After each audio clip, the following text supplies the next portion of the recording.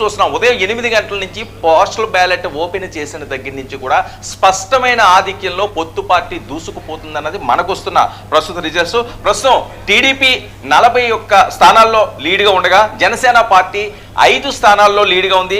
అలాగే వైఎస్ఆర్సీపీ 12 స్థానాల్లో లీడ్గా ఉన్నట్లుగా మనకి రిపోర్ట్స్ అందుతున్నాయి. అలాగే బీజేపీ 2 స్థానాల్లో లీడ్గా ఉందని. అయితే ఇప్పుడున్న ట్రెండ్స్ చూస్తే మొదటి 2 రౌండ్లోని కూడా స్పష్టమైన ఆధిక్యత పొత్తు పార్టీ గెలవడంతో పొత్తు పార్టీ వైపు గాలి వీస్తుంది అని చెప్పి స్పష్టంగా అర్థమవుతుంది. అయితే ఏదైతే ఎగ్జిట్ పోల్కి సంబంధించి అవనియండి, గతంలో ఉన్న సర్వేలు అవనియండి, వైఎస్ఆర్సీపీ గెలిచే అవకాశం ఉంది అని చెప్పి చాలా వరకు వచ్చిన ప్రచారం. కానీ అవన్నీ కూడా రివర్స్ అవుతున్నాయేమో అని చెప్పి వస్తున్న ట్రెండ్స్ మనకి చెప్తున్నాయి. ఫర్ ఎగ్జాంపుల్ నేను కొంతమంది పేర్లు కూడా ఇక్కడ చెప్తాను. చంద్రబాబు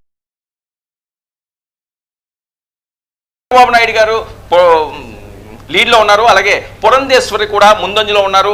గోరంట్ల బుచ్చయ్య చౌదరి,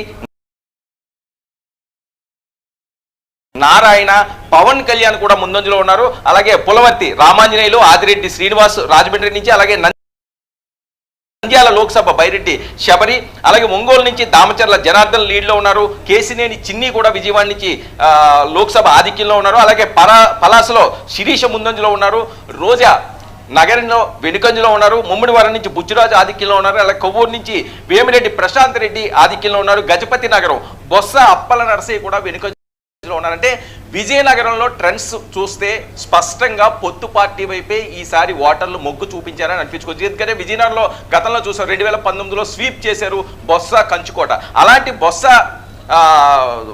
తమ్ముడైన గజపతి నగర్ నుంచి పోటీ చేస్తున్న బొత్స అప్పల నరసయ్య కూడా వెనుకంజలో ఉన్నారు. అంటే ఉత్తరాంధ్ర ప్రాంతం అనేయండి, ఉభయ గోదావరి జిల్లాలో అనేయండి, మొదటి నుంచి అనుకున్నట్లుగానే పవన్ కళ్యాణ్ ప్రభావం, అలాగే తెలుగుదేశం ప్రభావం, పొత్తు ప్రభావం ఇక్కడ స్పష్టంగా కనిపిస్తుందని చెప్పక తప్పదు. మరొక వైపు గ్రంథి శ్రీనివాస్ కూడా వెనుకంజలో ఉన్నారు భీమవరం నుంచి. అలాగే గాజువాక నుంచి కూడా టీడీపీ ముందంజలో ఉన్నది, అమర్ వెనుకంజలో ఉన్నారు. అంటే టోటల్గా చూస్తే ఇప్పటి వరకు కూడా 41 నియోజకవర్గంలో స్పష్టమైన ఆధిక్యంలో తెలుగుదేశం పార్టీ అండ్ పొత్తు పార్టీలు దూసుకుపోతున్నాయి. జనసేన కూడా అనూహ్యంగా చాలా స్థానాల్లో ముందంజలో ఉన్నందుకు మాత్రం వాళ్ళ శ్రేణులందరూ కూడా అప్పుడే సంబరాలు చేసుకుంటే ఆ మూడ్లోకి అయితే పొత్తు పార్టీ వెళ్తున్నారని చెప్పొచ్చు. అయితే ఊహించిన విధంగా వైఎస్ఆర్సీపీ గట్టి పోటీ ఇస్తుంది అని అనుకున్నారు. కానీ 2 రౌండ్లో మనం చూస్తే ఆ పోటీ అయితే కనిపించట్లేదు. గత ఎన్నికలు మనం చూసుకున్నా, ఎప్పుడు రిజల్ట్ చూసుకున్నా పోస్టల్ బ్యాలెట్ నుంచి మనకి ట్రెండ్స్ అన్నాయి ఒక అంచనాకు రావడం జరుగుతుంది. అయితే పోస్టల్ బ్యాలెట్ మొదలుపెట్టిన దగ్గర నుంచి కూడా మొదటి రౌండ్, 2వ రౌండ్, 3వ రౌండ్ కూడా చివరి అంకానికి వచ్చేసరికల్లా సుమారు 41 నుంచి 50 నియోజకవర్గాల్లో పొత్తు పార్టీ స్పష్టమైన ఆధిక్యంతో మెజారిటీ తోటి వెళుతున్న ఈ నేపథ్యం చూస్తే ఖచ్చితంగా పొత్తు పార్టీ వైపు మొగ్గు చూపించారేమో ఓటర్లు అన్న విధంగా ఈ ట్రెండ్స్ ఉండడం జరుగుతుంది. అయితే మరి కాసేపట్లో దీని మీద ఒక క్లారిటీ వచ్చే అవకాశం ఉంటుంది. ఏదైనప్పటికీ కూడా వైఎస్ఆర్ శిబిరంలో మాత్రం కాస్త అలజడే చెలరేగినట్లుగా భావించవచ్చు. రాయలసీమ నుంచి ఇన్పుట్స్ ఎట్లా ఉన్నాయి గారు?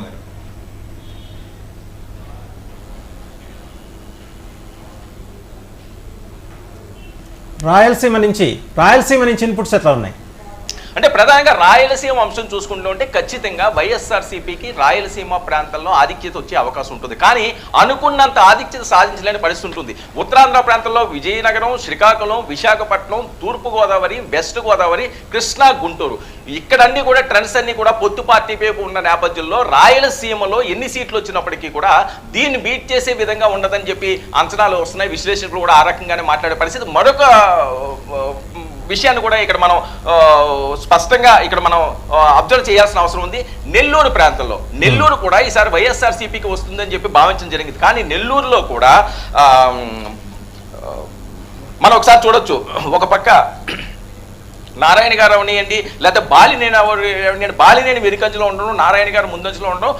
నెల్లూరులో సుమారు 6 నియోజకవర్గాల్లో 2 రౌండ్లకు సంబంధించి తెలుగుదేశం పార్టీ ముందంజలో ఉన్న నేపథ్యం చూస్తే నెల్లూరు కూడా స్పష్టమైన ఆధిక్యత పొత్తు పార్టీకి వచ్చే అవకాశం ఉంటుంది. ఇక చిత్తూరు, కడప, నంద్యాల ఈ ప్రాంతాల్లో చూసుకుంటే వైఎస్ఆర్సీపీ మొదటి రౌండ్లో ఆధిక్యం ఉన్నప్పటికీ కూడా 2వ రౌండ్ నుంచి కూడా తెలుగుదేశం పార్టీ దానికి ధీటుగా ఆధిక్యంతో అది కొనసాగుతున్న నేపథ్యం. అంటే అక్కడ నువ్వా నేనా అన్నట్లుగా రాయలసీమ ప్రాంతంలో సీట్లు ఉన్నప్పటికీ కూడా స్పష్టంగా గుంటూరు నుంచి అటు శ్రీకాకుళం వరకు కూడా స్పష్టమైన మెజారిటీతో, స్పష్టమైన ఆధిక్యంతో, స్పష్టమైన ఓట్ షేర్తో పొత్తు పార్టీలు ముందుకు సాగుతున్న నేపథ్యం. అంటే మరొక అరగంటలో రాయలసీమ ప్రాంతంలో ట్రెండ్స్